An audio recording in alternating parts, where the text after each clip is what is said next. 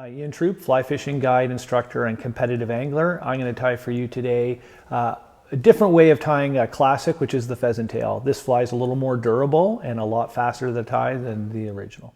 I would call this my base pheasant tail, so I think we've all heard of the pheasant tail nymph. Again, you can't go far wrong fishing a pheasant tail, so if in doubt, hare's ear, pheasant tail. So see my other videos, hare's ear I will skew a little bit more caddisy to me because they're scruffier, again just general, but pheasant tail to me is a mayfly. Again, you can tie this as small as you want. My standard size is 18 to about 14 for me, but you can tie it for sure into 12 for bigger mayflies, even a 10 if you had to. So I've got a 3 or 3.2 mil bead on here. It's a size 14 Hanak 230 BL. I really like that, versus a jig hook. I like the profile this gives. And I'm using a slotted bead. So I'm really big fan of slotted beads on these because you can invert them and that gives you a better hook point gap and also fishes like a jig hook. So I'm going to invert it.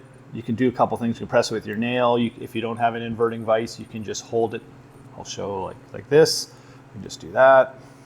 Nevertheless, take the time to actually get the bead set before you tie your fly. I know there's a lot of tires, very, very good tires that leave it to the end. I don't like that because I'm trying to invert the bead. You can see I've locked it in now. It's all good, it's in there. And you can see it's much more flush with on this side, which gives you a nice healthy gap. And on this side, much more bulbous sitting on top. To me, that's ready to rock. We're just gonna build a thread base. Take your thread right back to the bend of the hook. We are looking for a bit of a body on this one. So sometimes if I tie it short, I'll go to the hook point and that could go even farther back. Don't be afraid of having a body, but our goal is to keep it thin. Competition saying thin for the win. You know, what a thin body does looks a lot more like a natural. It sinks better. Just thin fly, especially for this fly. Not that it is flies that can't win with bulk. I would go thin. So we're gonna grab about 3 or 4 pheasant tails. That's 4, that'd kind of be my max. Again, it's not about counting the tails. It's really just about having a thin body. So I'm gonna go about the tail about the length of the body. I do tend to go a little shorter. So that's about no problem there. If you do want to pull it back, you just pull it back a little bit. I do have it, ever since fishing in Spain, skew a little shorter on the tails. Just like the look, they tie them a little shorter over there. But I wouldn't get too hung up on the tail. Just make sure it's in the ballpark of the length of the body. Choose your favorite. You can see I've taken about 3 or 4 turns to the right. What I'm gonna do now is fold this back and come back towards the tail or the bend of the hook, and that's locked it in. If you've done it right, your pheasant tails are pointing to the back. Just be delicate. This part, it can't break.